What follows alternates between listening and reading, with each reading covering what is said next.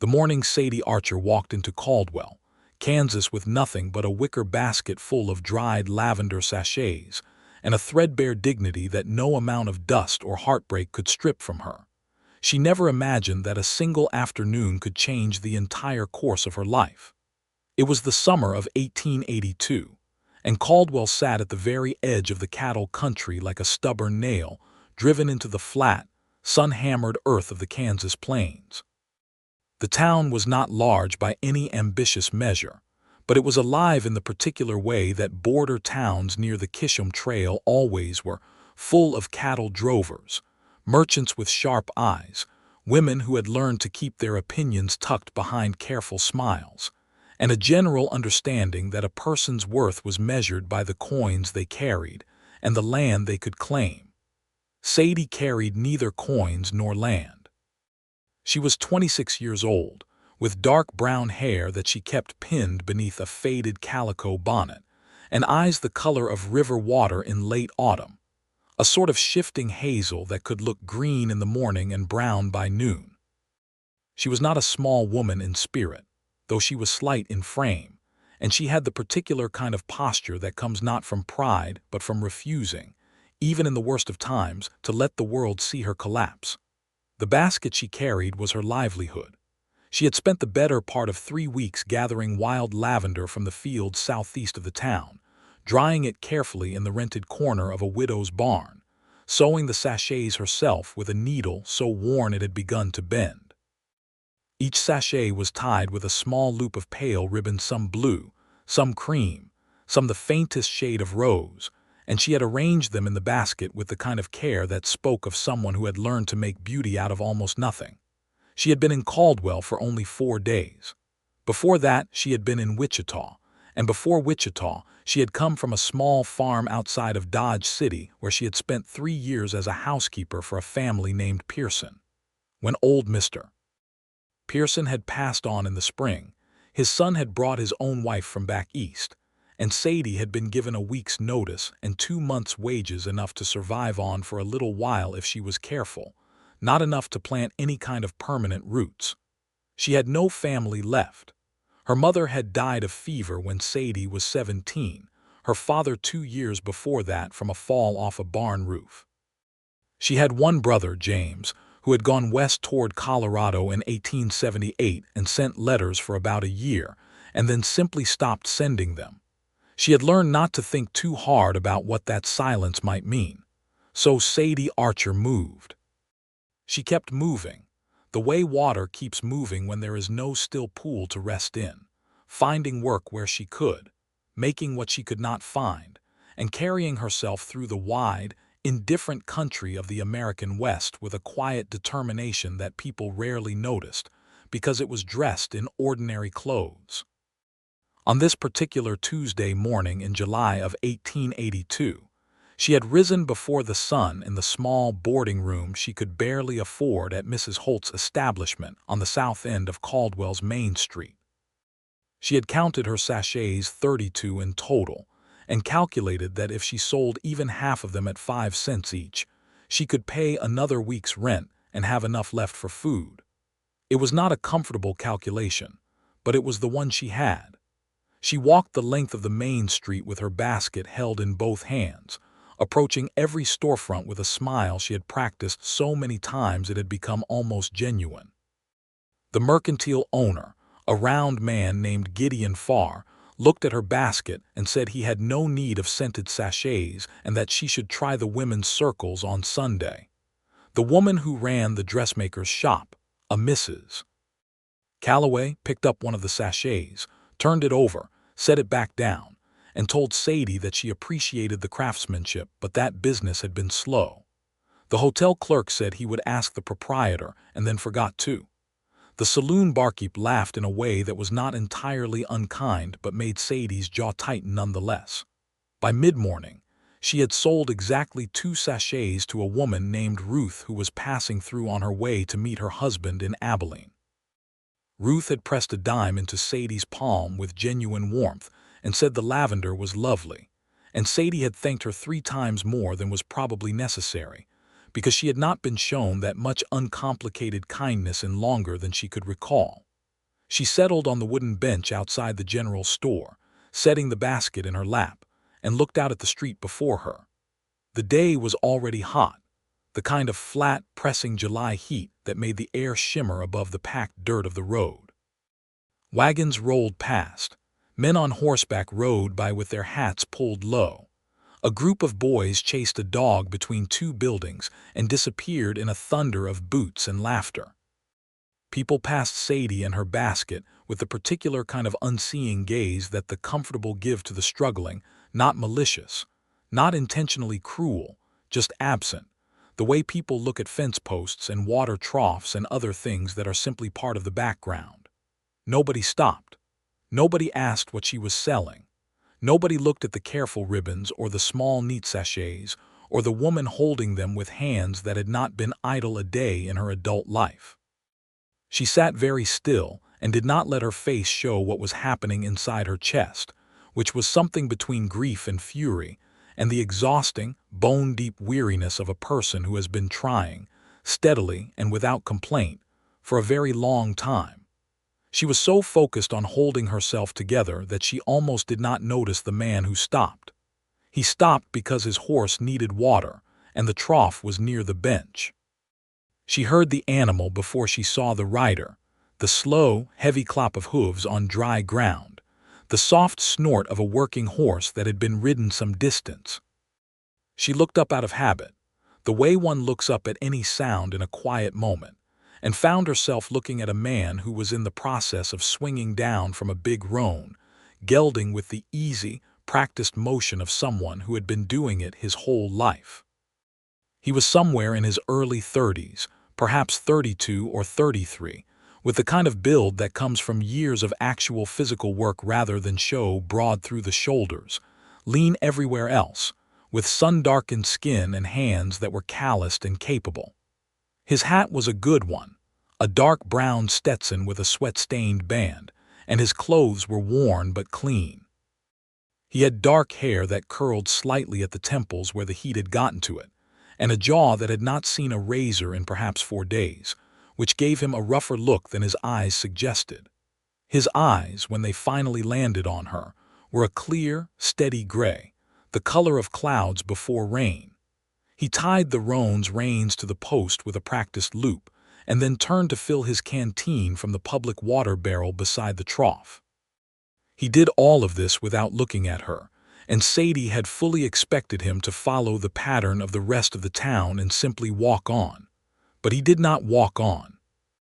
He capped his canteen, tucked it under one arm, and then stood for a moment looking at nothing in particular, and then his gaze dropped to her basket. Not a glance, an actual look, the kind where a person's attention genuinely catches on something and stays. He took a step toward her. Sadie straightened automatically, the salesman's instinct that she had been developing these past weeks rising to meet the moment. "Are those lavender?" he asked.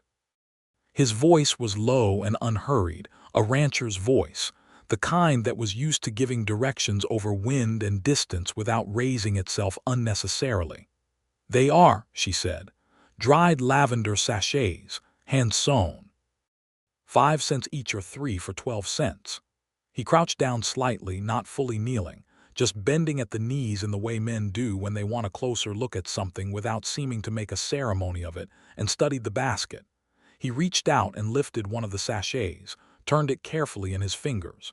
He brought it briefly near his face, not quite to his nose, just close enough to catch the scent.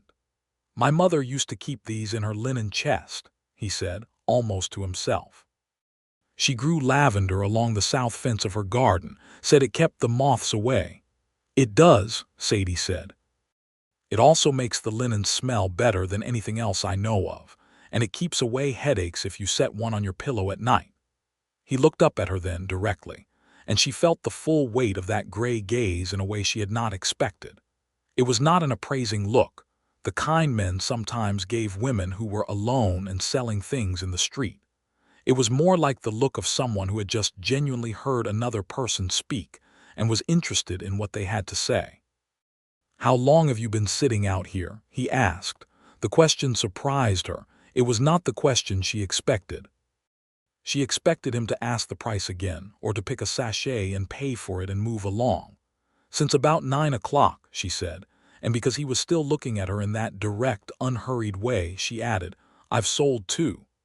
He glanced at the basket, which was full, and then back at her, and something shifted in his expression, not pity exactly, which she would have stiffened against, but something more like recognition. "This whole town walked by?" he asked. "Most of it," she said, and she kept her voice perfectly level, because she was not going to give the street the satisfaction of seeing her crumble. He was quiet for a moment. Then he reached into his vest pocket and pulled out a small leather coin purse, and he opened it and looked inside. He reached into his trouser pocket and found a few more coins there.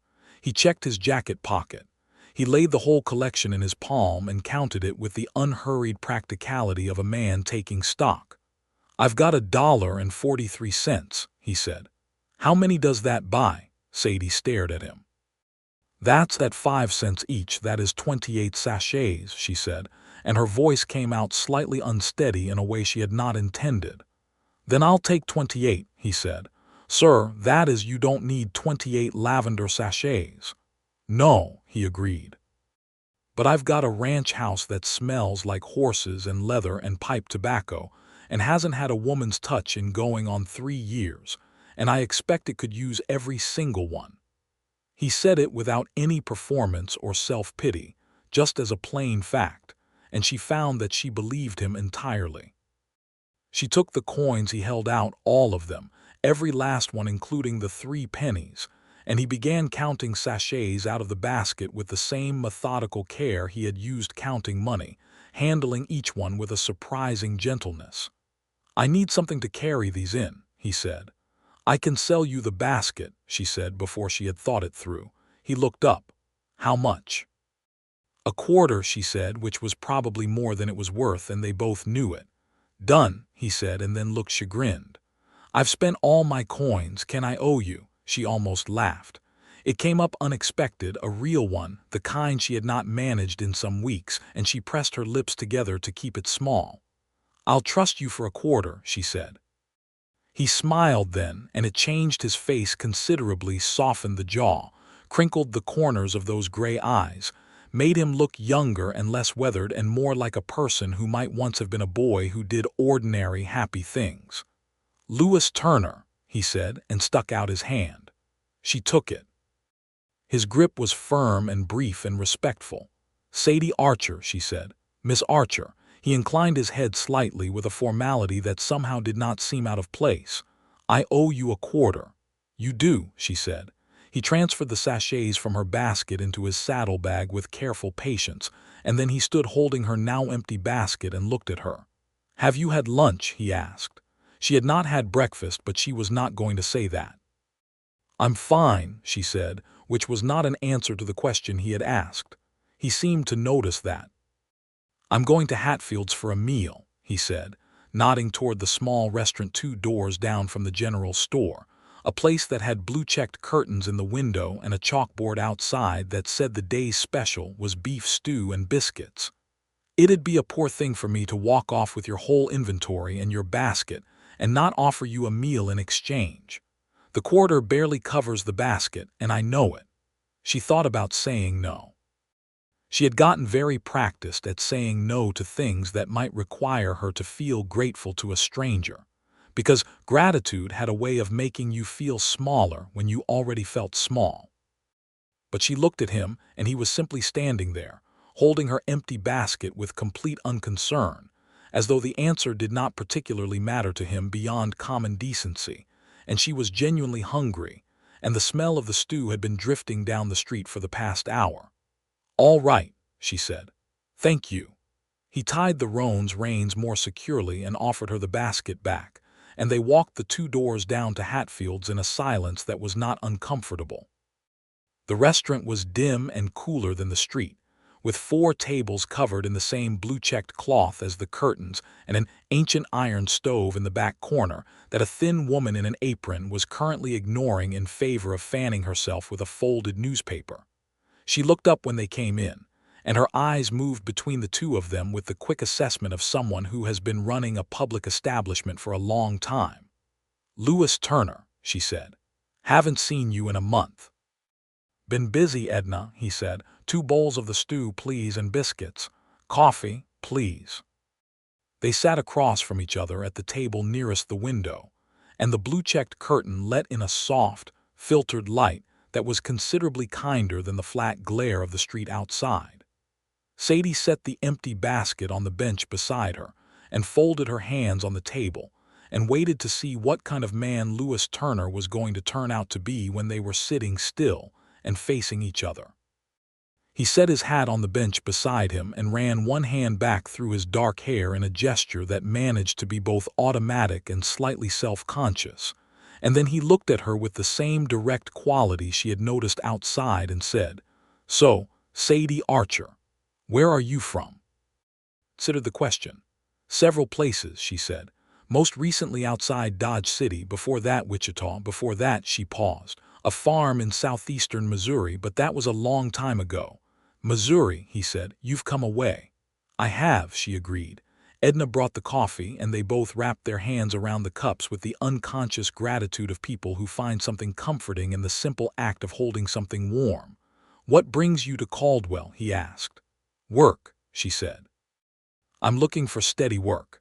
Housekeeping, cooking, sewing. I can do most things that need doing in a household." She said it plainly, without apology, the way she had learned to present herself as a capable person offering a fair exchange. "I had a position with a family in Dodge City, but the situation changed." "What kind of change?" "The kind where the man of the house passes on and his son comes from back east with a wife who brings her own housekeeper," she said. "Ah," he nodded. He seemed to understand that kind of sudden dislocation. The way the ground could shift beneath you through no fault of your own, just a change in someone else's circumstances that swept away yours along with it. "And you?" she said, because she was curious about him in a way that she was trying to keep proportionate. "You have a ranch here, 5 miles north of town," he said. "The Turner spread. It's been in my family since my father came out from Ohio in 1858. He built it from nothing, and I've been running it since he died in 1876. "I'm sorry," she said. He nodded again, the brief, practiced nod of a man who has been receiving condolences for long enough that they no longer cut the same way, but who has also learned not to dismiss them. "It's a working ranch," he said. "About 400 acres. We run cattle, Herefords mostly, and I have 2 ranch hands who have been with me a good while. Eli and Pete, good men. Is it a good life?" She asked and then felt slightly forward for having asked it, but it was out. He considered the question with genuine seriousness. The way she noticed he seemed to consider everything, not quickly, not dismissively, but with actual thought. "It can be," he said. "When the weather cooperates and the prices are fair and the cattle stay healthy and the fences hold." A pause. "And when you have someone to come home to at the end of a day." The stew arrived before she had to decide what to do with that, and they both turned their attention to the food with the mutual relief of hungry people presented with a hot meal. The stew was good, thick and savory, with potatoes and carrots and tender beef, and the biscuits were the kind that crumbled apart at the touch and tasted of butter. They ate mostly in silence for a while, but it was a comfortable silence, the kind that falls between 2 people who are not performing for each other. Sadie ate slowly and carefully despite being very hungry, and Lewis ate steadily and without pretense, and outside the blue-checked curtain the town of Caldwell went about its July business. "Can I ask you something?" he said, when the stew was mostly finished and they were both working on second cups of coffee. "You can ask," she said.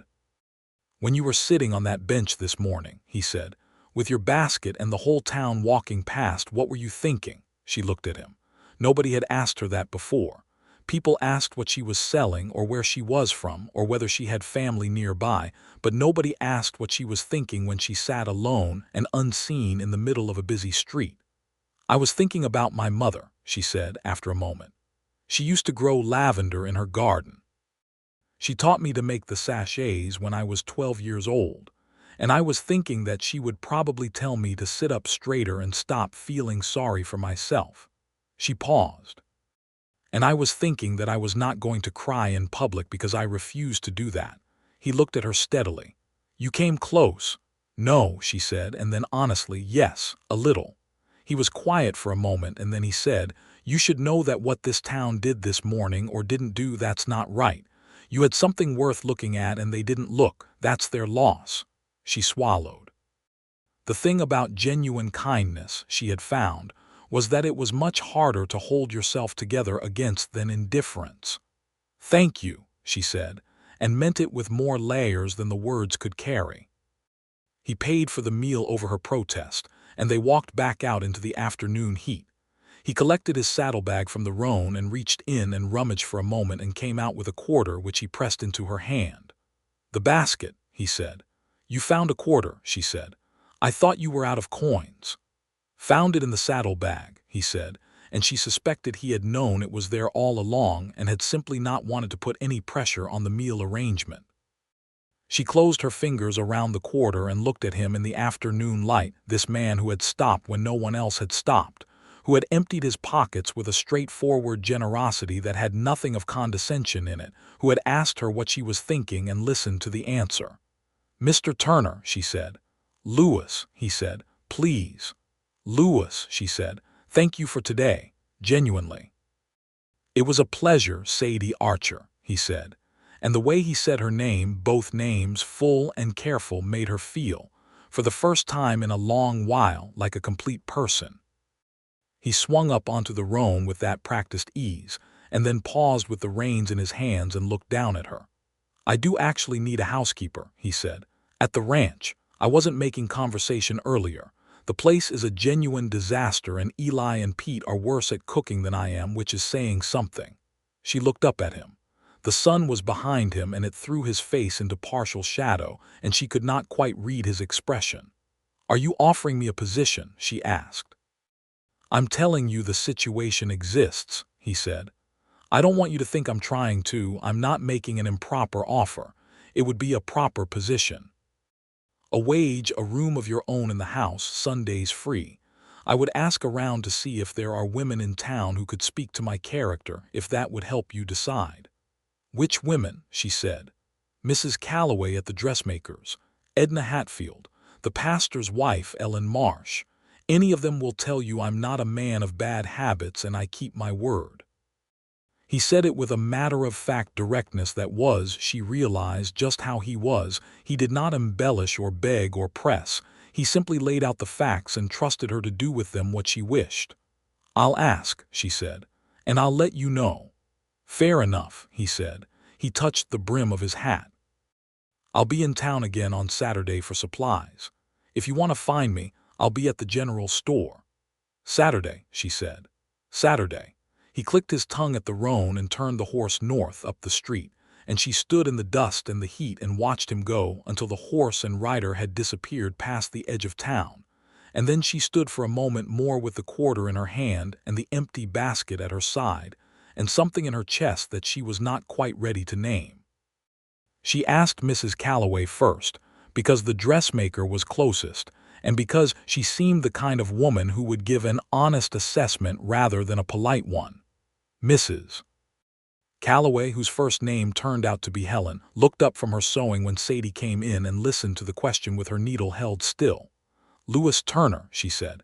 You want to know about Louis Turner? I met him today, Sadie said. He mentioned a housekeeper position.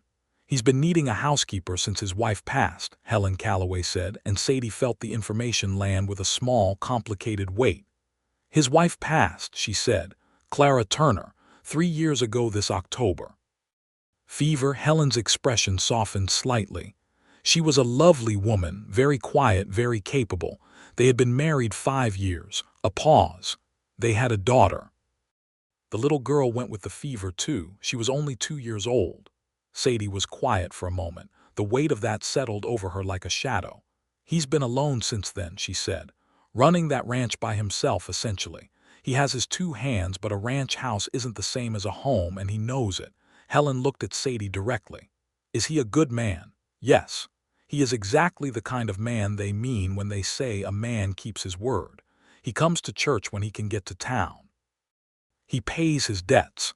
He does not drink beyond a reasonable sociability, and he has been lonely in a way that a good man sometimes doesn't know how to say. Sadie thanked her and went to see Edna Hatfield, who said essentially the same things with a bit more bluntness. And then she went to see Ellen Marsh at the parsonage at the edge of town, a small woman with bright eyes and graying hair who made Sadie sit down and have tea before she would answer anything, and who told her afterward with considerable warmth that Lewis Turner was one of the finest men in the county, and that if the position was a proper one, she should accept it without reservation.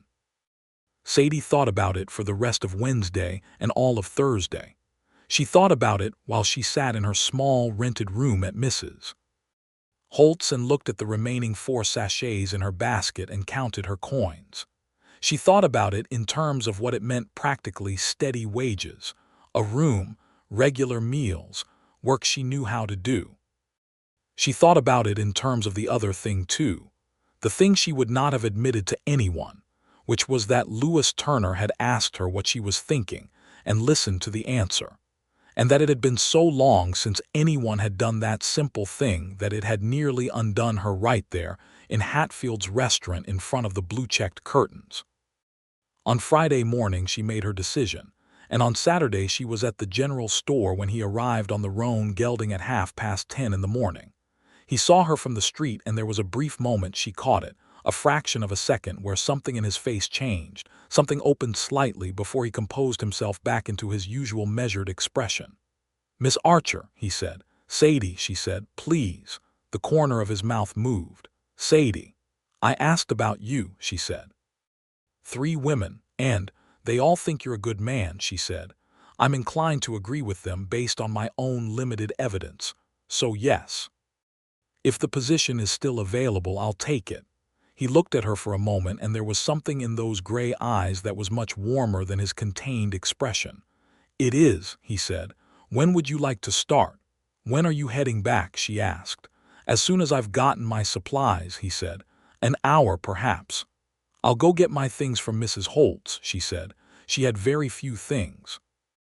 A carpet bag that had seen better years, holding 2 dresses, a nightgown, her sewing kit, the needle that was now quite bent, a small Bible that had been her mother's, and a photograph of her parents taken in 1871 that she kept wrapped in a handkerchief at the bottom of the bag.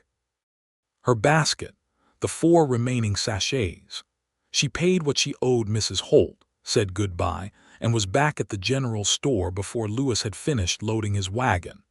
He helped her put her bag into the wagon bed with the same careful practicality he applied to everything, and she climbed up onto the seat beside him, and they drove north out of Caldwell under the wide blue hammer of the Kansas summer sky. The Turner Ranch revealed itself gradually, the way things do when the land is flat and the approach is long. She saw the windmill first, turning slowly in the breeze, and then the roof of the barn, and then the house itself. A solid 2-story structure of stone and timber, the kind that had been built to last rather than to impress. There were corrals beside the barn, where several horses stood in the shade of a wooden overhang. The yard between the house and the barn was well kept but spare, without the flowers and kitchen garden that she could see had once been bordered in the space along the south side of the house, the border stones still visible though the garden itself had been let go to weeds. It was a lonely place, but not a sad one. The loneliness was the loneliness of space and distance, of the great flat country that went on and on under the sky, and it was the kind of loneliness that she thought could be remedied with time and presence, and the simple act of making a place feel inhabited. 2 men came out of the barn when the wagon pulled in. One was older, somewhere around 50, lean and weathered with a gray beard and the bow-legged walk of a lifetime horseman. The other was younger, perhaps 25, solidly built, with a freckled face and red hair and an expression of unguarded curiosity. "Eli, Pete," Lewis said, climbing down. "This is Sadie Archer. She's coming to keep the house." Eli, the older one, took off his hat. "Ma'am," he said, with a formal courtesy that surprised and touched her. Pete grinned openly. "Thank the Lord," he said. No offense to Lewis, but I have been eating his cooking for 3 years and I am not a well man for it." Lewis looked mildly pained but did not contradict this. Sadie laughed genuinely and freely, and it felt good, the way it feels when something that has been locked up is finally let out into the air. The interior of the house was, as Lewis had promised, a considerable project. It was clean enough in the basic sense. He was not a filthy man, but it had the particular masculine disorder of a space that has not been thoughtfully managed in a long time. There was no system to the kitchen. The pantry was inconsistently stocked. The curtains in the front room were dusty, and the upstairs had a room that had clearly once been a nursery and which had been quietly shut and not opened. She did not open it either, not yet. He showed her her room, which was on the ground floor off the kitchen, small but private, with a window that looked south toward the garden border. He had put a vase of wildflowers on the windowsill, and the sight of them made something catch in her throat. "I picked those this morning," he said, with a slight awkwardness that she found entirely endearing. "From the pasture. I thought it seemed like the right thing to do." "It is," she said. "Thank you, Lewis."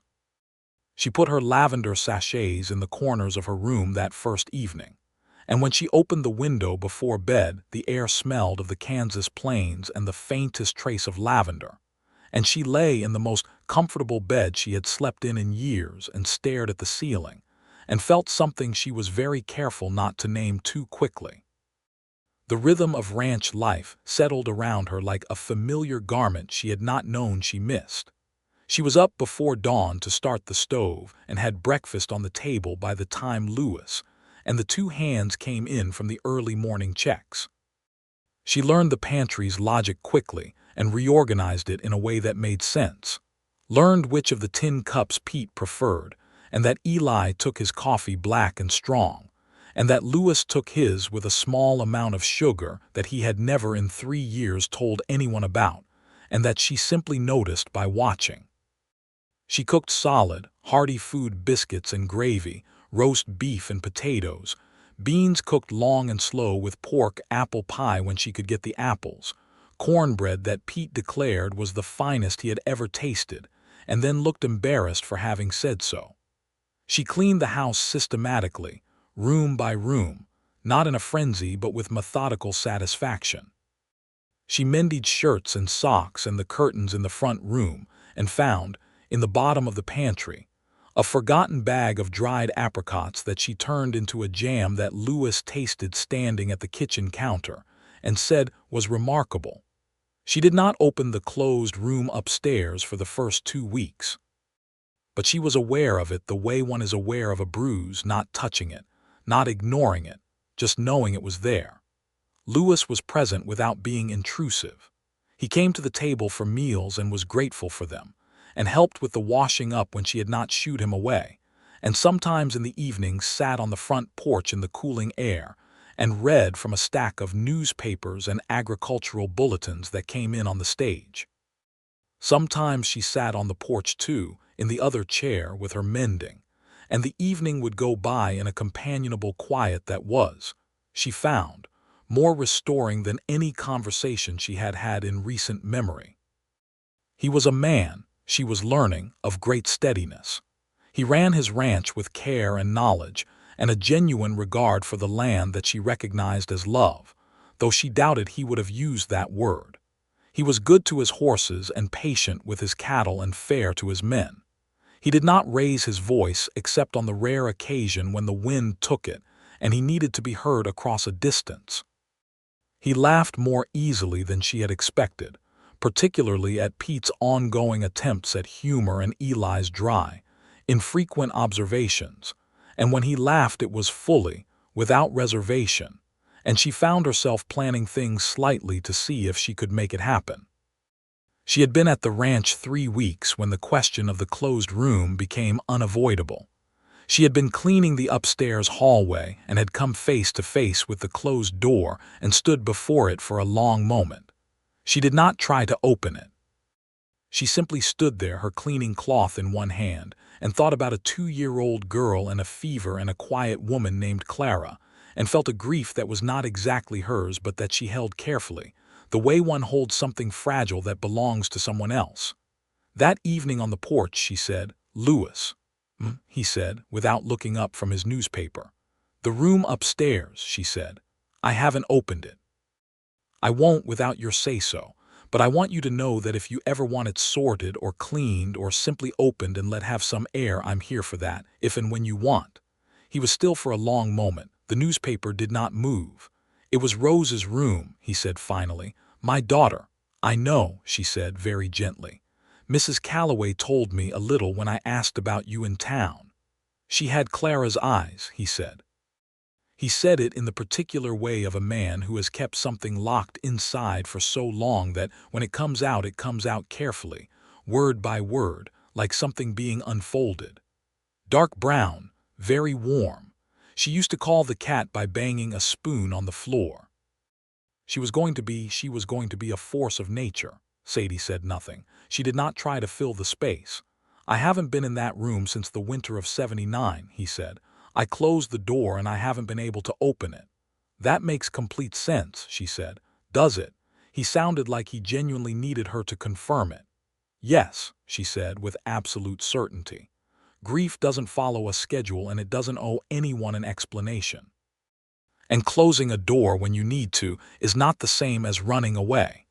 He lowered the newspaper then and looked at her.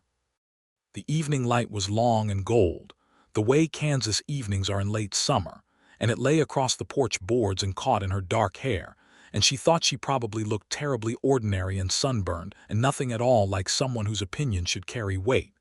But he looked at her with those gray eyes in the golden light and said, "Sadie, thank you.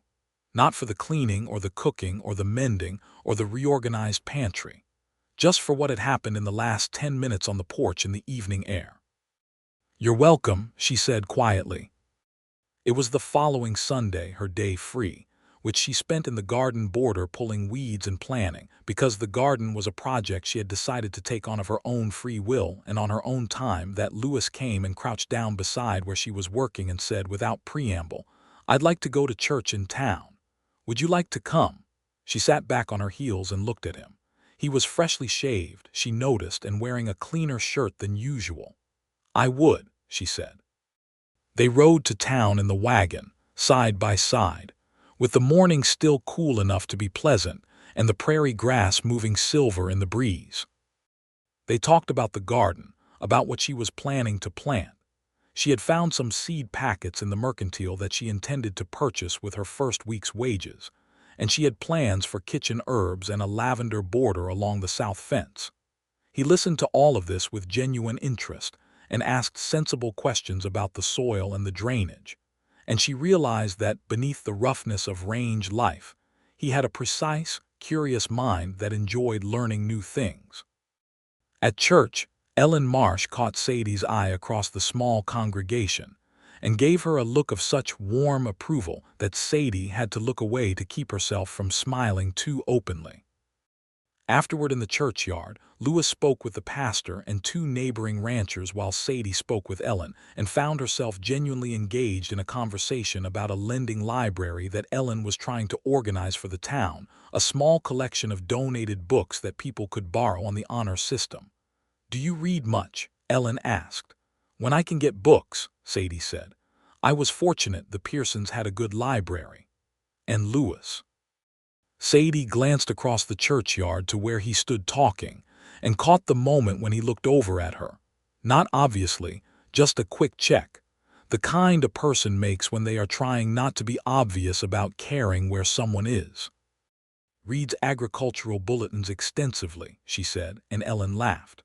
On the wagon ride home, the sun was higher and warmer, and they were both slightly drowsy with the satisfaction of a pleasant morning, and the silence between them had shifted since the porch conversation about Rose had become slightly softer around the edges. "You spoke with Mrs. Marsh for a good while," he said. "She's organizing a lending library," Sadie said.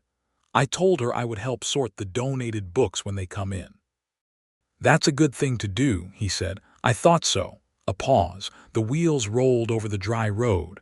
A hawk circled slowly above the grass to the east. "Sadie," he said, and then stopped. She waited, "I want to say something," he said carefully, "and I want to say it in a way that is correct.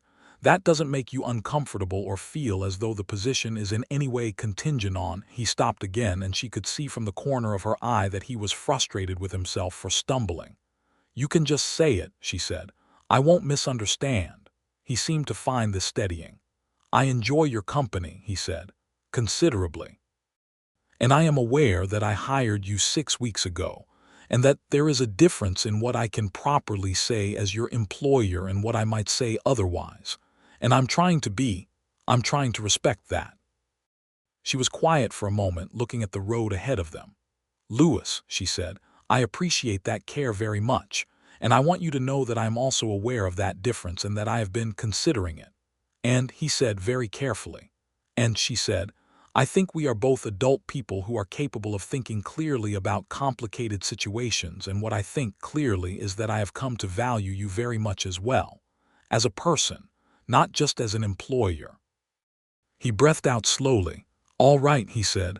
"All right," she agreed. They rode the rest of the way home in a silence that was considerably different from any of the silences before.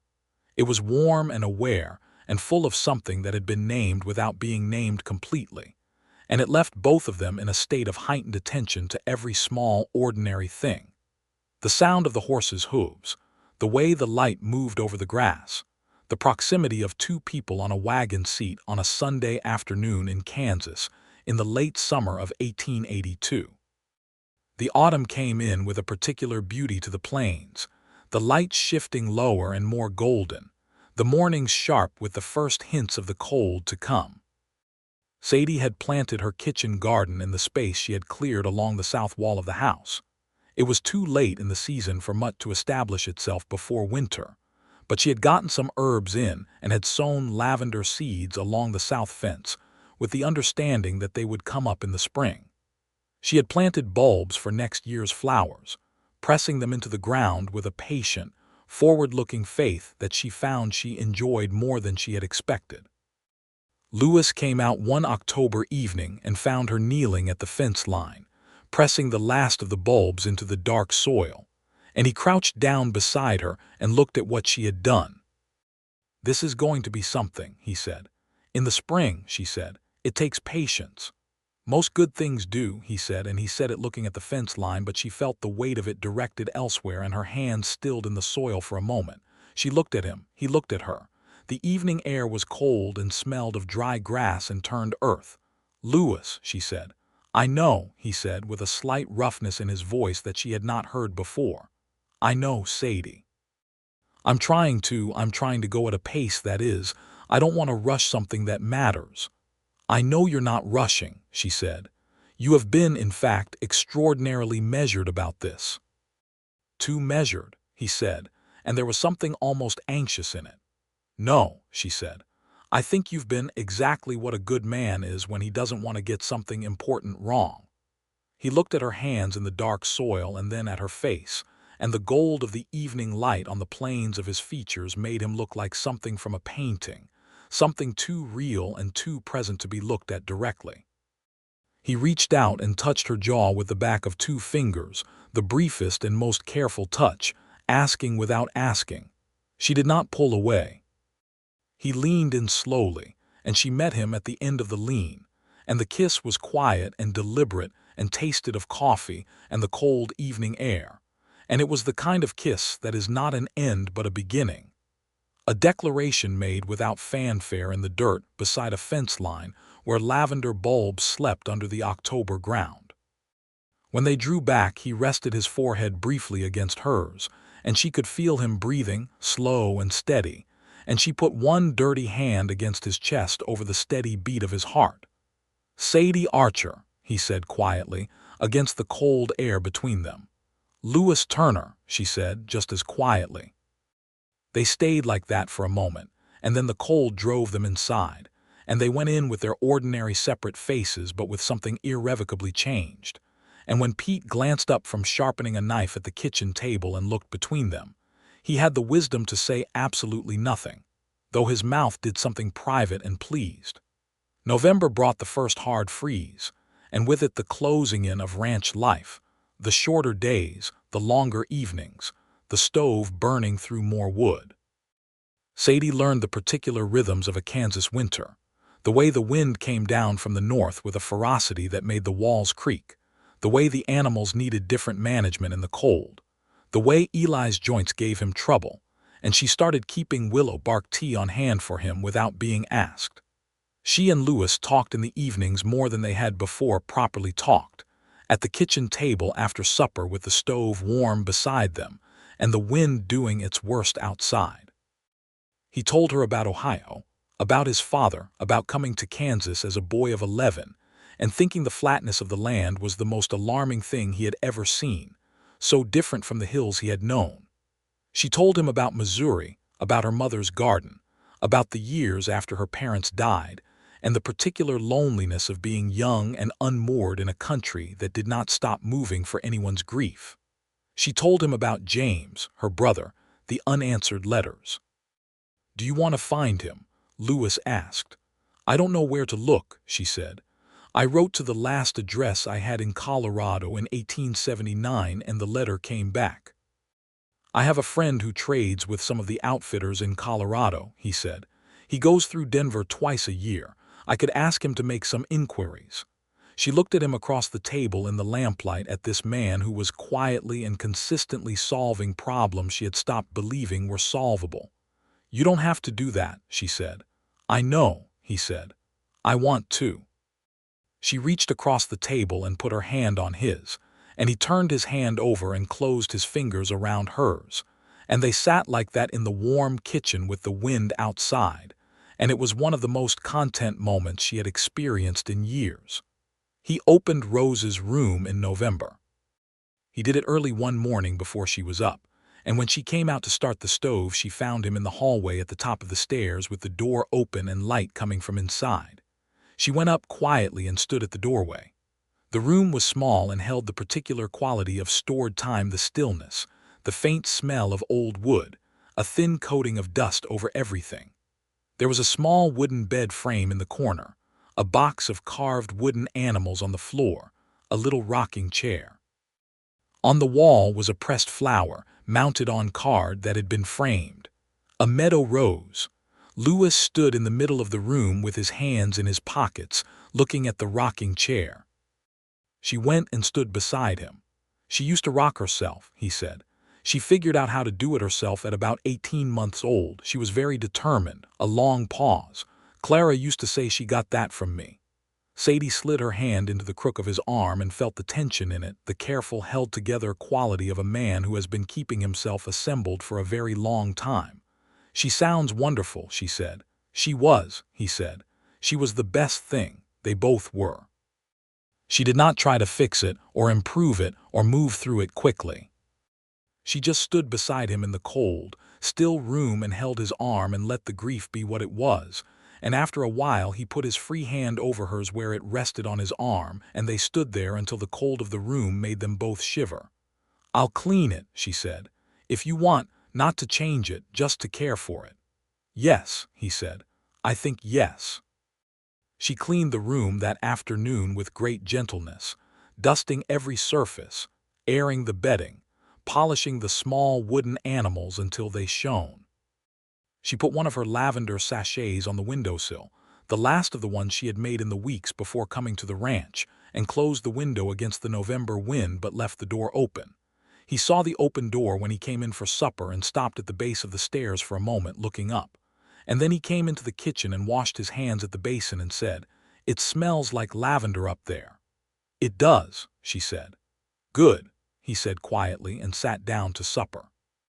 December arrived, and with it came a letter that Sadie had not expected. Lewis's friend in the trading business, a man named Hector Moore who ran a supply route between Kansas and Colorado, had made inquiries on Lewis's behalf. The letter that came back from Hector said that a James Archer was known in the town of Leadville, Colorado, where he had been working in the silver mine since 1879. He was alive. He was well, by report. He had a wife and a small child. Sadie sat at the kitchen table and read the letter 3 times. Lewis sat across from her and waited. She looked up and her eyes were bright in a way that was not entirely under her control. "He's alive," she said. "He is," Lewis said. "He has a family." She pressed her hand flat on the letter. I have a sister-in-law I've never met, a niece or nephew I didn't know existed. We can get a letter to him through Hector," Lewis said, "if you want to write to him." "I want to write to him," she said immediately. She wrote the letter that very evening, sitting at the kitchen table with the lamp pulled close, and she wrote it like she was filling a vessel that had been empty for years. Everything she had wanted to say to her brother since 1879, all of it poured out in her careful, even hand on the pages that Lewis had gotten from the mercantile when she had run out of her own paper, going back twice, because she had more to say than she had anticipated. She did not cry, but it was a close thing, and Lewis sat at the other end of the table reading his papers and did not draw attention to the fact that she was sitting very still for long periods, and then writing very quickly and then sitting still again, and she was grateful for his quiet presence in a way that went past words. Christmas at the Turner Ranch that year was a different thing than the bare-bones practicality of the previous three. Sadie made it a different thing deliberately and with great enjoyment. She strung dried berries and cut paper decorations and made wreaths from dried grass and ribbon and put candles in the windows. She cooked for 2 days a Christmas dinner of roast beef and gravy, sweet potatoes, pickled beets, corn pudding, and a gingerbread that Pete said he intended to dream about. She made small gifts for each of the men, a new pair of heavy socks for Eli, whose feet troubled him in the cold, a book she had gotten at Ellen Marsh's newly established lending library for Pete, who had turned out read voraciously when anyone thought to provide him with material. For Lewis she made something different.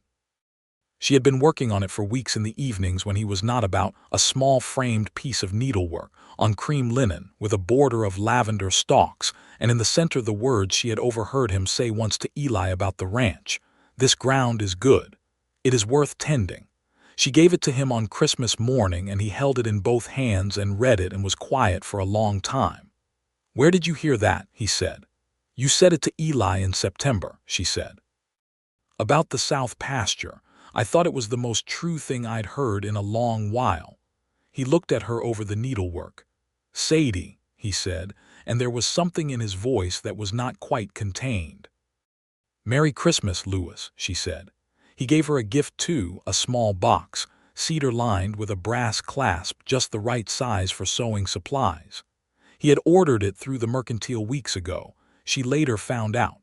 He had put in it a set of proper sewing needles, the kind with a fine, strong point, because he had watched her struggling with her bent needle for months and said nothing until he had done something about it.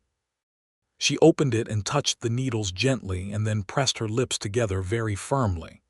"Lewis Turner," she said, in a slightly unsteady voice, "you are the most thoughtful man I have ever met in my life." He looked pleased and slightly flustered simultaneously, which she thought was one of the finest expressions she had ever seen on a human face. On Christmas evening they sat on the front porch wrapped in heavy coats and watched the stars over the frozen plains, and he put his arm around her and she leaned into the warmth of his side, and he said, quietly into the cold dark above the prairie, "I am going to ask you something in the spring, when the lavender comes up. I want you to know it's coming." She tilted her head back and looked at him, and the stars were very bright, and the night was very cold, and she felt more alive than she had in years. "You're telling me in advance," she said. "I thought it was only fair," he said, "given that you asked me to just say things plainly." "That is extremely practical of you," she said. "I'm a practical man," he said. "You are," she agreed. And then, because she was not willing to wait until spring to give him an answer he had not technically yet asked, she said, "Lewis, whatever it is you're planning to ask in the spring, the answer is yes." He was quiet for a moment. And then his arm tightened around her and he said very softly into the cold night air, "You could at least let me ask it." "I'm sorry," she said, "not sorry at all.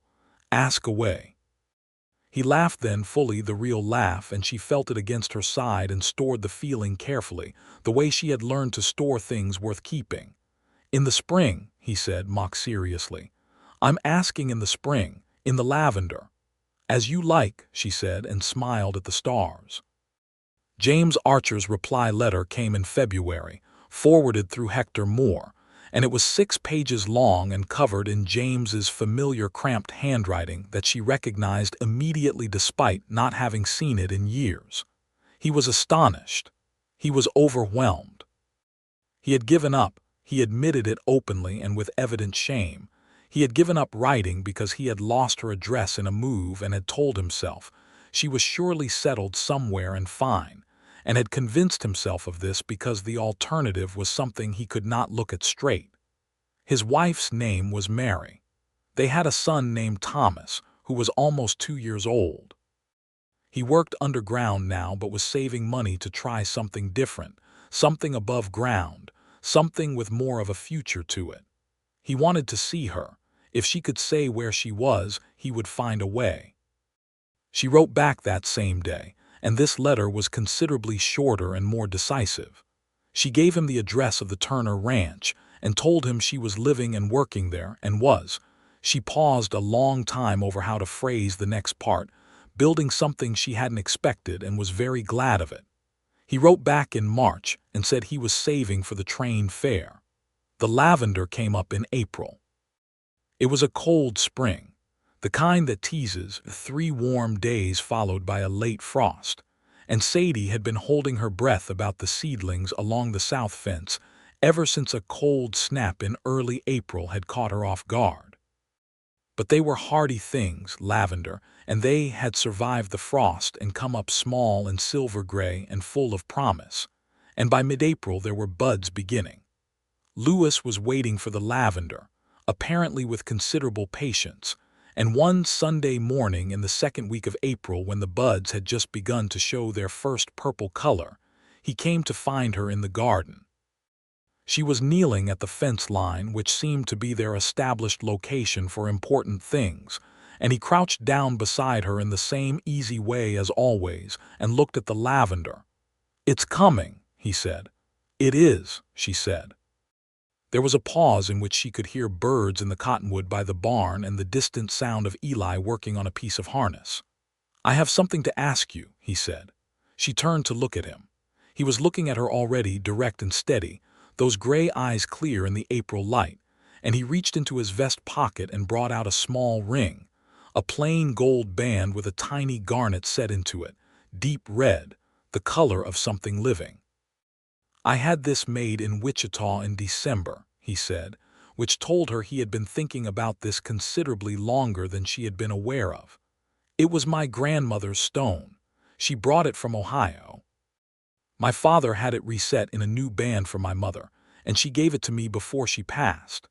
Sadie looked at the ring in his calloused hand, this small stone that had traveled from Ohio to Kansas in someone's treasure, and her heart was very full and very quiet. "Sadie Archer," he said, in that voice that was low and unhurried, and said her name like it was something worth saying carefully. "Will you marry me?" She had told him the answer in December under the stars. She said it again now in April in the garden, with the lavender just beginning to purple and the prairie wind coming warm from the south. "Yes," she said. "Of course, yes, Lewis." She reached out and touched his jaw, the familiar roughness of it, the solidity and warmth of him. "Yes." He put the ring on her finger and it fit, which she suspected was not entirely accidental, and he had probably gotten the sizing information from her sewing kit box, because he was exactly that kind of thoughtful and exact man. She laughed at the thought of it, and he looked at her with a slightly quizzical expression, and she said, "Did you look at my sewing thimble to get the size?" He had the grace to look caught. "I asked Pete to look," he said, and she laughed harder. He put his arms around her right there in the garden, kneeling in the April dirt with the lavender coming up around them, and she leaned into him and felt the strength and warmth of him all around her, and thought that she had been sitting on a bench in Caldwell 6 months ago with an empty basket and empty pockets and the whole town walking past, and that this was what had grown from that seed. They were married in June at the small church in Caldwell, by Pastor Marsh, with Ellen Marsh beaming from the first pew and Pete openly crying, and subsequently denying that he had done any such thing, and Eli standing very straight and formal in a clean shirt and his Sunday hat. Hector Moore had come through on his supply route and attended as well, which seemed right since it was Hector who had found James. James was not there. He had not yet saved enough for the fare, but he had sent a letter that Sadie read the night before the wedding and then tucked against her heart under her dress, in which he said he was so proud of her and sorry for the years of silence, and that he would come as soon as he could. Sadie wore the blue dress she had bought in Caldwell with her second week's wages, a quiet, good-quality blue calico that made her eyes look more green than brown, and Lewis wore a proper suit that had been let out at the shoulders by Mrs. Calloway because he was broader across the back than it had been made for, and he stood at the front of the church and watched her walk the aisle, and his expression was the open, unguarded one she had first glimpsed in the fraction of a second when he saw her waiting at the general store on that Saturday morning, the one before he composed himself, and she thought she would like him to look at her like that for as long as they both lived. The words they said to each other were the old words, the ones that had been said in churches for centuries, but they landed with particular weight in the small, bright room with the warm summer air coming through the open windows. To have and to hold from this day forward, for better and worse, for richer and poorer, in sickness and in health, to love and to cherish, until death do part. She said them and meant every one. He said them in his low, deliberate voice without looking away from her, and she heard them go into her like something permanent. After the ceremony there was a small celebration at the ranch. Edna Hatfield had brought food. Several neighboring families had come, and the afternoon went long and pleasant with good weather and good company and music from a fiddle that Pete produced from somewhere and played with surprising skill. Lewis danced with her in the yard in the late afternoon sun, and she rested her forehead against his jaw and felt the ring on her finger and the warmth of the Kansas summer and the solidity of him holding her, and thought that this was what it was to be well. James arrived in September. He came on the stage from Wichita, having taken the train as far as Wichita from Colorado, and when the stage rolled into Caldwell and Sadie saw him climb down taller than she remembered, thinner, with sun lines around his eyes that had not been there when he was 20. She crossed the distance between them without thinking, and he caught her and held her, and neither of them were in control of anything for a good minute. Mary was with him, a quiet, pleasant woman with dark eyes and a warm quality that Sadie liked immediately, and Thomas, nearly 3 years old now, was a sturdy, dark-haired boy who regarded Lewis with great seriousness, and then decided within the space of about 20 minutes that Lewis was the finest person he had met, and spent the rest of the visit attempting to follow him everywhere. Lewis bore this with exceptional grace. He took Thomas to see the horses and explained the gelding's name, and let Thomas very carefully pat the roan's nose. And Thomas went asleep that evening in the guest room, declaring that he wanted to be a rancher. "He likes you enormously," Sadie said to Lewis that evening when the house was settled and the guests asleep. "He's a fine boy," Lewis said. He was quiet for a moment. "He reminds me—" He stopped. She reached over and took his hand. "That's not a bad thing," she said gently. "Remembering is not a bad thing." "No," he said, "it isn't." He laced his fingers through hers. "It's just a different kind of love, what you feel for a child. It catches you off guard." James and Mary stayed 2 weeks. In those 2 weeks James and Lewis found each other to be men of compatible temperament, both practical, both direct, both with a sense of humor that was dry enough that it sometimes took a moment before you realized you had been made to laugh. James helped with the ranch work during the days and was good at it, and in the evenings he and Sadie talked for hours, filling in the years of silence, and some of it was sad, and some of it was funny, and all of it was necessary. On the last evening before James and his family were to leave, the 4 of them sat on the porch. Mary had gone in with Thomas, and James looked at Lewis and then at his sister. "She was doing all right," James said to Lewis. "Before you, I mean. She was always capable, but she was doing it alone." "I know," Lewis said. She doesn't complain, James said. She never has, so you have to look to see what's actually going on. I'm learning that, Lewis said. James nodded, one of the brief, meaningful nods of men who understand each other. Take care of her, James said. I intend to, Lewis said. Sadie, sitting between them, said, I am right here. We know, both men said simultaneously, and then looked at each other and laughed, and she threw up her hands and then laughed too, because it was exactly the kind of ridiculous, easy thing that happens when people love each other. When James and Mary left the next morning, James hugged Sadie at the wagon and said into her hair, I should have found you sooner. You found me now, she said. That's what matters. He promised to write. He wrote.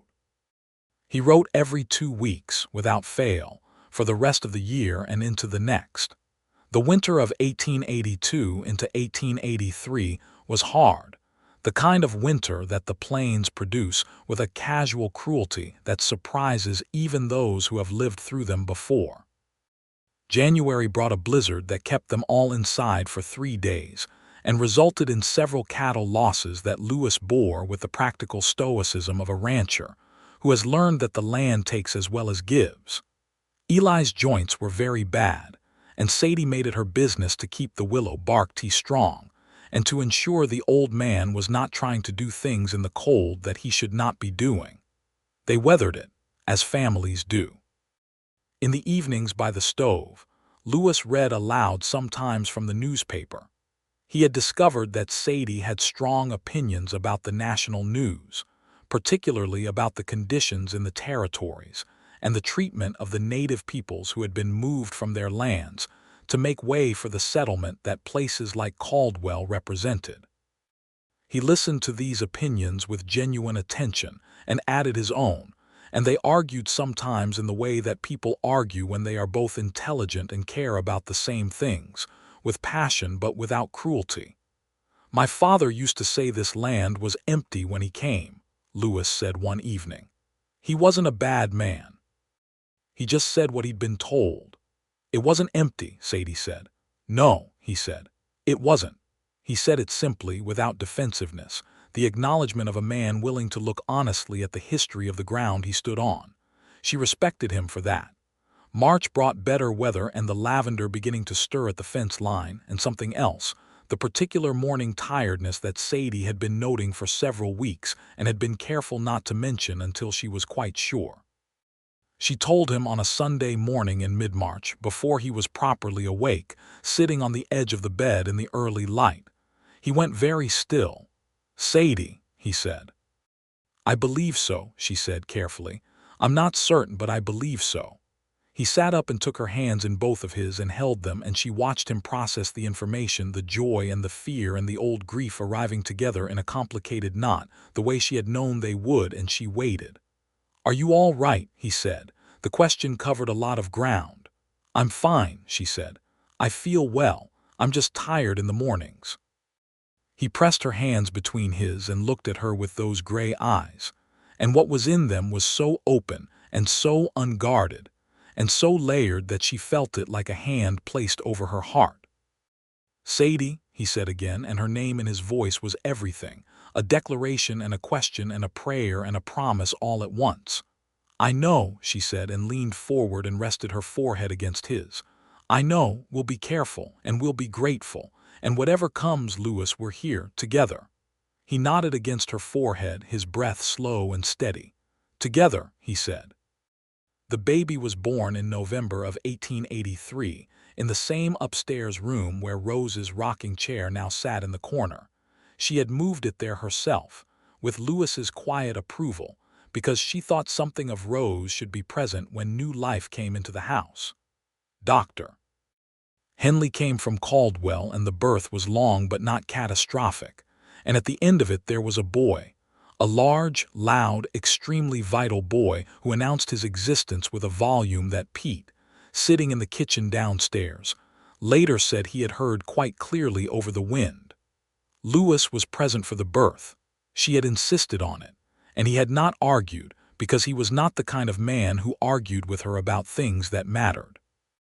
When the baby was placed in his arms, he held the boy with the careful, slightly overwhelmed competence of a man who has held a baby before but not for many years, and he looked at his son for a long moment in total silence.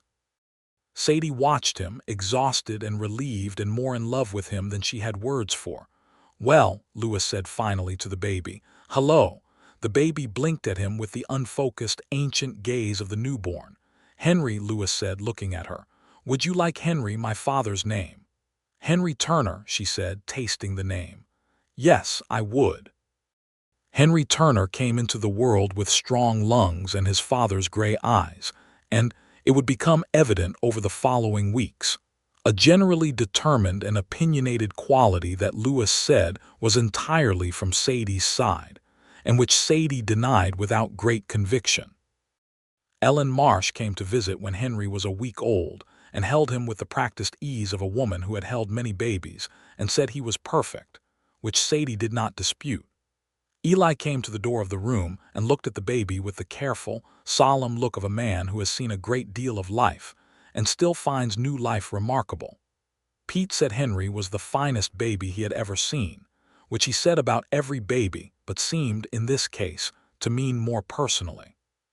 The winter of Henry's first year passed in the particular fog of new parenthood, tiring and demanding, and punctuated with a quality of love so immediate and specific that it was almost alarming. Lewis was a devoted father in the practical, present way. He was devoted to everything he cared about. He was up in the night without being asked. He learned to handle the baby with the same confident gentleness he handled the horses. He talked to Henry constantly in a low, explanatory voice, as though the child were simply a small and interested person who needed to be kept informed about the workings of the world, which Henry seemed to appreciate. Sadie watched the man she had married become a father again and felt the layers of it, the new joy and the old grief, and the grace of both living in the same person, in the same house, in the same love. She wrote to James that November and told him about Henry, and James wrote back with such warm delight that Mary had to add a note at the bottom saying James had been insufferable about it for 3 days. Thomas had a baby sister by then, James wrote, named Clara, entirely by coincidence, which struck Sadie as something more than coincidence when she told Lewis about it. "Clara," he said, and was quiet for a moment, turning it over. "Is that all right?" she said. "It's more than all right," he said. Yes, that's more than all right." The ranch grew through the years of Henry's early childhood. Lewis expanded the herd carefully, adding new stock when the prices justified it and pulling back when they did not. He was a conservative and careful businessman, which meant that when other ranchers in the county hit difficult seasons and had to sell, the Turner Ranch held. He hired 2 additional hands when the herd grew large enough to justify it, and the ranch became a genuine enterprise rather than a subsistence operation.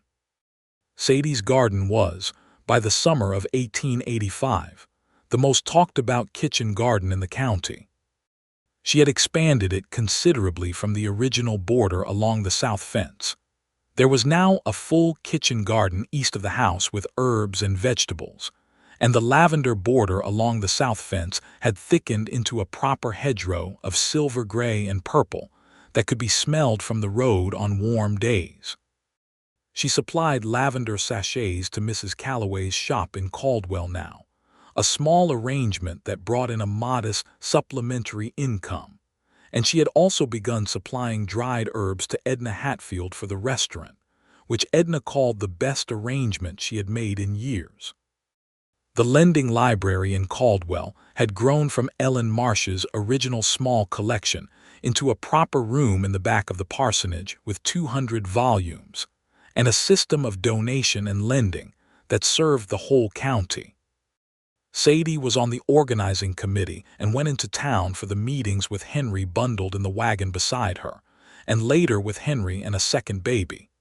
A girl this time, born in the autumn of 1886, named Margaret after Sadie's mother, who had grown lavender in a Missouri garden 30 years before. Margaret arrived with her father's gray eyes and her own considerable personality, and Henry regarded his baby sister with the wary respect of a 3-year-old who has been warned to be gentle and is trying very hard.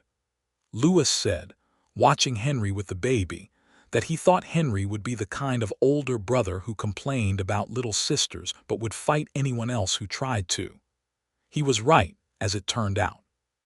The Christmas of 1886, with 2 small children in the house and James, and Mary and their children visiting from Colorado, Thomas, was now 6 and enormously capable and interested in horses. And Clara was just over 2 and had apparently decided that Margaret was a doll of some kind. Was the Christmas that Sadie later thought of as the perfect one, the one against which she measured all others. Not because nothing went wrong. Henry got into the gingerbread before it was finished, and Thomas's boots were lost and found in the barn, and the stovepipe needed immediate attention on Christmas morning, but because the house was full and warm and loud and fragrant with cooking and lavender, and the pine boughs she had hung over the doorways, and Lewis sat in his chair by the fire with Margaret asleep on his chest, and Henry pressed against his side looking at pictures in a book. And he looked up at Sadie across the room and met her eyes with that open, unguarded look, and she pressed her hand briefly over her heart and smiled at him, and he smiled back.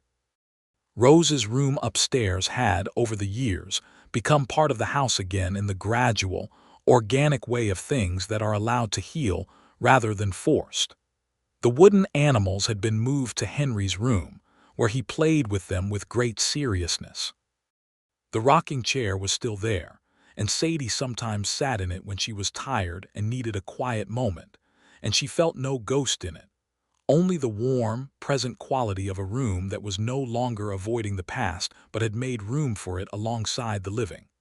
Lewis had a photograph made, in the spring of 1887, a photographer passing through Caldwell of the whole family. He insisted on it with unusual firmness, and she suspected he had been thinking about it for some time. They drove into town on a Sunday, all of them, Sadie in her good blue dress that had been let out twice now, and was still lovely. Lewis in his suit with the shoulder seams finally correctly adjusted by Mrs. Calloway, Henry in a white shirt that he was outraged about, and Margaret in a dress that Sadie had made herself from cream-colored cotton with tiny blue flowers. The photographer set them on chairs in front of the general store and made them sit still for a very long time, and the result was a photograph that showed a family, a man with steady gray eyes and a woman with shifting hazel ones and 2 small children who were both clearly in motion even in stillness. That looked like what it was. The deliberate, hard-won, deeply felt result of 2 people who had chosen each other and meant it.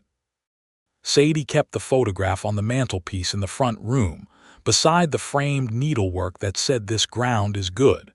It is worth tending." She stood before them sometimes, the photograph and the needlework, and thought about the bench outside the general store in Caldwell in July of 1882, and the full basket, and the whole town walking past. One man had stopped. One man had emptied his pockets with a complete lack of ceremony and a complete lack of expectation of anything in return, except perhaps the knowledge that he had done the right thing. And then he had asked her what she was thinking, and listened, and everything, all of it, every last thread of the life that had grown from that afternoon, had followed from that. She had been carrying her worth in that basket all along, and the town had not seen it. But Lewis Turner had seen it immediately, had seen it and valued it and paid for it with everything he had in his pockets, and had asked for her story, and she had given it to him, and he had handled it with the same gentle exactness with which he had handled those 30 sachets, and had not let a single one of them go. Henry grew up to be, as Lewis had predicted, the kind of boy who would fight anyone who troubled his sister, and who maintained a very convincing performance of being put upon by Margaret's existence, while being, in reality, her most devoted protector. He had his father's steadiness and his mother's stubbornness, and a gift with animals that revealed itself early and grew into something considerable. By the time he was 8, Eli, whose joints had grown too bad for the active work of the ranch, had taken to teaching Henry everything he knew, and Henry absorbed it with the focused seriousness of a boy who has found his purpose. Margaret was a different creature, entirely quick and curious and full of opinions, and impossible to contain in any small space. She was reading before she was 5 and asking questions about everything with a relentless persistence that both delighted and exhausted everyone around her. Sadie recognized something of herself in Margaret, the particular quality of a girl who wants to know how everything works and why, and made it her business to supply her with books and answers, and the space to be as complicated as she actually was. Lewis was a good father to both of them in the way that mattered most. He was present, and he paid attention, and he made sure they knew without question that they were loved. He was not a man who said it often, but he showed it in 100 daily ways. The carved wooden horses he made for Henry's collection on winter evenings, the way he listened to Margaret's elaborate theories about the natural world with the same gravity he gave to his ranch hands, the way he got up in the night when one of them was sick with the same uncomplaining steadiness he brought to everything. Sadie watched him with their children and loved him for it with a love that had grown too large for its original shape, and had expanded to fill something that she no longer had a word for. It was past romantic love, past partnership, past the particular intimacy of two people who have chosen each other. It was something that lived in the ordinary, everyday fabric of a life built together, in the sound of his boots on the porch boards in the evening, in the way he took his coffee, in the annual appearance of lavender along the south fence, in the weight of his arm around her at night when the Kansas winter wind came down from the north, and the house was warm inside against the cold. In the spring of 1889, when Margaret was 2 and Henry was 5, and the lavender was coming into its full and glorious season along the south fence, Sadie went out one morning to tend the garden and found Lewis standing at the fence line looking at it. He had a cup of coffee in his hand and his hat was not yet on, and his dark hair had more gray in it now than it had in 1882, and the lines around his eyes were deeper, and he was the most beautiful thing she had ever seen. She went and stood beside him. The lavender was at its peak, thick and full and utterly purple against the silver gray of the stems and the blue of the Kansas sky, a stretch of color along the south fence that could be seen from the road and that people sometimes stopped to look at on their way past. "Do you remember," Lewis said, "when you told me you were going to plant lavender here? You asked if I knew about soil and drainage," she said, "and you explained it to me for about 20 minutes, he said. "I don't know much about lavender, it turns out. You know what you need to know," she said. "You know it smells like your mother's garden." "It smells like you," he said simply. "Now that's what it smells like." She leaned into his side and he put his arm around her, and they stood in the morning before the work of the day began, in front of the thing she had planted from seeds in the ground with her hands, looking at what had grown. From seeds. From one afternoon on a bench in Caldwell with a basket of sachets and the whole town looking elsewhere. From one man who stopped. She turned her face into the warm, solid side of him and breathed in the smell of the ranch and the morning and the lavender, all of it woven together into the smell of home. "Lewis," she said. "Sadie," he said. "We built something good here," she said. He pressed his lips to the top of her head, the way he did when words were not quite sufficient. "We did," he said. "We did, Sadie." The lavender grew on in the sunshine. The prairie spread away in every direction under the vast, generous sky. Somewhere in the house Henry was getting into something he had been told not to get into, and Margaret was either helping him or reporting him with equal probability. Eli was at the barn already, moving carefully in the morning cool. Pete would be along shortly, late as usual, with some excuse that nobody would believe and everyone would accept. The cattle were out in the south pasture, the roan gelding was in the corral, the stove was warm in the kitchen. The basket that had started all of it hung on a peg just inside the kitchen door, still used on market days, the handle worn smooth with years of hands. On the peg below it hung Lewis's hat. Beside it on the small table by the door was the framed needlework. "This ground is good," It is worth tending. And it was, and they had, and they would. This was the life that had begun on a bench in the July heat of 1882, with a basket full of lavender sachets and a man who stopped when the whole town had not stopped, who reached into every pocket he had and counted out his coins without a second thought, and then asked her, quietly and directly and with genuine interest, to tell him her story. She had told him. And he had made it into something neither of them had known. The summer morning they met in the dust of a Kansas street was possible. Something permanent and alive and full. Something that smelled of lavender and coffee and the plains wind and home. Something that was absolutely, entirely, unreservedly worth every single mile of the long road that had led her to it.